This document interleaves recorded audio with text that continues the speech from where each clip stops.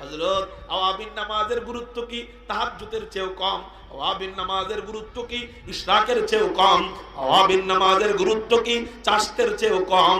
হযরত বললেন, বাবা না না না, ইশরাকেরও যেমন গুরুত্ব আওয়াবিনেরও তেমন গুরুত্ব, চাশতেরও যেমন গুরুত্ব আওয়াবিনেরও তেমন গুরুত্ব, কিন্তু তোমার সামনে একটা সুযোগ আসছে। কি সুযোগ?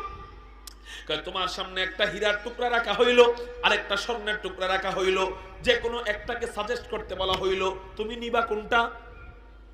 বলেন বলেন, সবাই বলেন।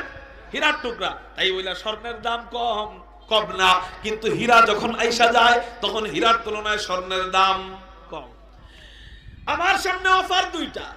এক নম্বর অফার হলো আওয়াবিন নামাজ পড়া। আমি যদি আওয়াবিন পড়ি, 10 মিনিট নামাজ পড়লে 10 মিনিটের সওয়াব আমি পাবো। আমি যদি 15 মিনিট নামাজ পড়ি, 15 মিনিটের সওয়াব আমি পাবো। কিন্তু বাবা, আমার সামনে তো হীরা এসে গেছে।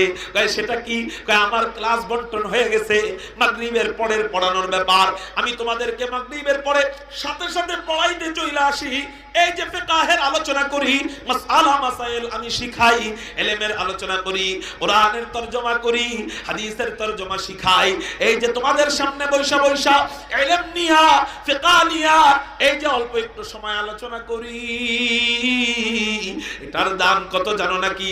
আমি যদি 15 মিনিট আওয়াবিন পড়তাম, 15 মিনিট নামাজের সওয়াব পাইতাম, কিন্তু তোমাদেরকে আমি 15 মিনিট ক্লাস করাইলে এই ক্লাসের কত ফজিলত। নবীজি বলেন, মাজলিসু ফিকহিন খায়রুম মিন ইবাদাতি 60 সানা। এই ফিকহের একটা মজলিস, আপনি মজলিসকে ভিন্ন শব্দে বলতে পারেন, ফিকহের একটা ক্লাস, ইলমের একটা ক্লাস।